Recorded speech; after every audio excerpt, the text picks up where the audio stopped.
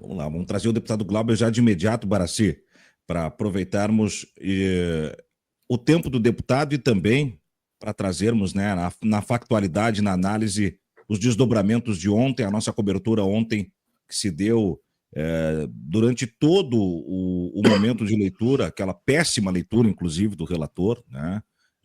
O deputado destacou algo que me chamou a atenção, um documento que a priori o relator nunca teve contato antes do dia de ontem, porque ele não sabia nem a próxima palavra que vinha, né? Uma obra que já estava encomendada.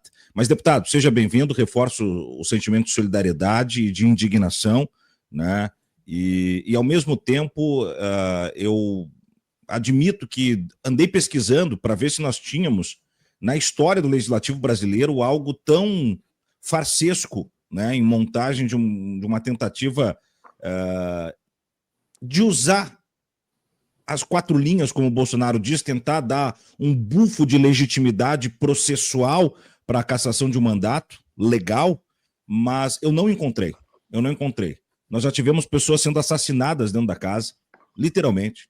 Nós já tivemos todos os casos que o senhor trouxe ontem de Gaia, de Zambelli, de Brazão, e isso para ficar só nos contemporâneos.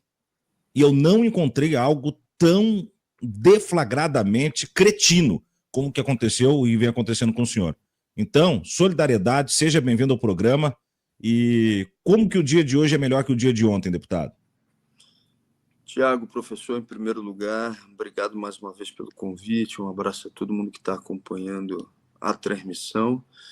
O dia de hoje é melhor com determinação de seguir a luta, sem jogar a toalha, fazendo os enfrentamentos que são necessários, recebendo a solidariedade de vocês, a solidariedade das pessoas, tendo determinação para esse enfrentamento que não pode deixar de ser feito. Que eu acredito é nisso, que eu acredito na moçada, na rapaziada. O que me faz agradecer é o fato de que em todas as reuniões do Conselho de Ética, em todas, desde o início desse processo que está completando 1 ano, tinha lá trabalhador, gente mobilizada, fazendo um enfrentamento político. Muitas vezes sem mobilização da nossa parte, e estava lá a sala cheia, a sala lotada. Isso me faz ter a obrigação moral, a obrigação política de colocar todas as minhas energias nesse enfrentamento e na defesa do mandato. Sabendo que o cenário é difícil, que o cenário é duro, eles vão votar esse parecer na semana que vem no Conselho e depois vai ao plenário da Câmara, mas não vai ter, da nossa parte, nenhum passo atrás, nenhum ajoelhamento em relação a essa tentativa de intimidação. Vamos para cima, vamos para a briga.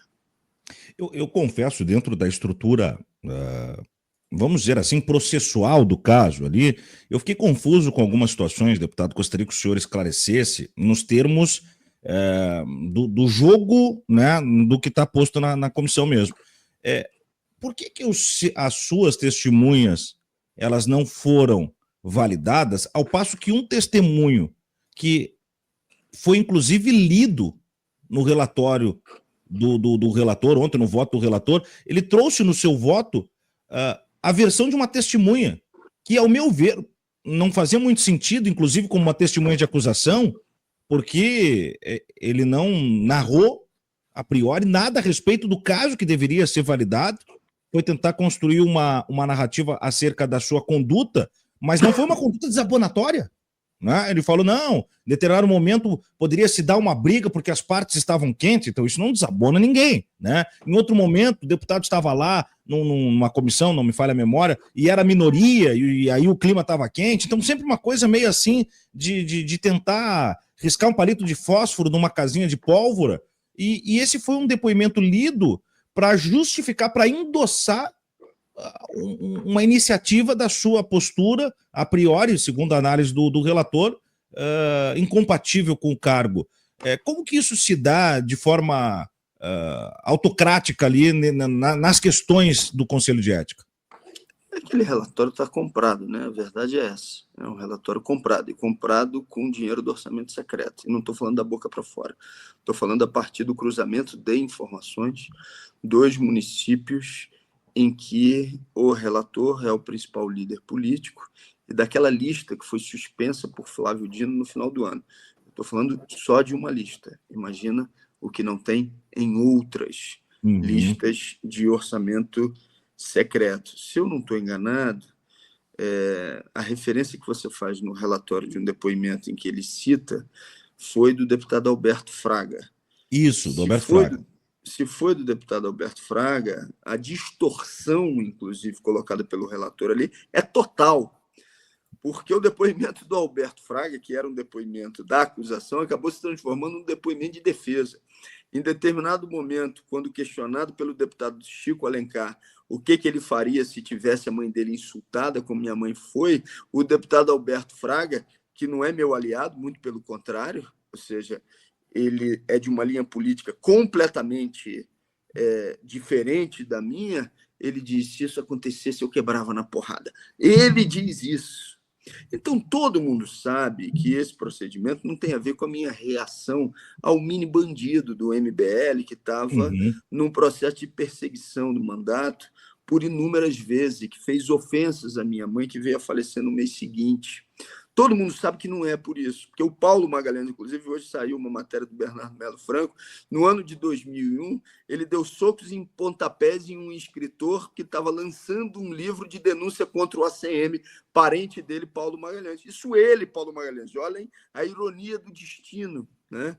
Se fosse por conta disso, eles teriam caçado uma deputada que correu de pistola na mão e que falou para generais, conclamou os generais a darem golpe de Estado na sua rede social. Eles teriam caçado o deputado Éder Mauro, que deu um soco num sindicalista dentro de uma comissão e que diz, com todas as letras, matei mesmo.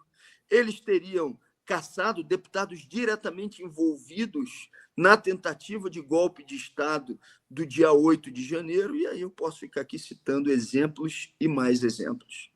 Eles estão fazendo isso por dois motivos prioritariamente. Primeiro, porque o relatório foi comprado na articulação do Paulo Magalhães com o Arthur Lira. É Arthur Lira que quer me calar. Por conta das denúncias relacionadas ao orçamento secreto, por conta das denúncias do mandato contra aquilo que fez e faz Arthur Lira.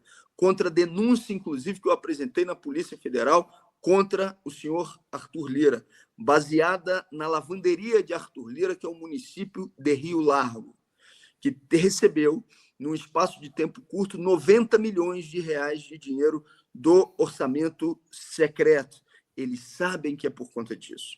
E é por um segundo componente também. Eles sabem que não tem como segurar o Chiquinho Brasão.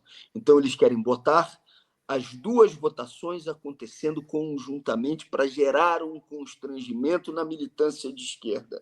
É isso que está em jogo nesse momento, nessa votação e nesse relatório que foi apresentado pelo Paulo Magalhães. Eu não estou lutando contra o Paulo Magalhães. Eu estou lutando, Paulo Magalhães é o fantoche que foi comprado. Eu estou lutando contra o orçamento secreto que está presente diretamente na confecção daquele relatório. E isso fica tão claro, deputado, porque eu confesso, algumas coisas que vêm da política, elas são tão freudianas que elas me espantam, assim. Isso está tão claro que, se nós quantificarmos durante toda a leitura do extenso voto do relator ontem, ele fala mais de Arthur Lira do que ele fala do caso do MBL, que é o caso em apreciação. Independente da relação com Arthur Lira, não é o caso que coloca o senhor nessa condição de eventual cassação.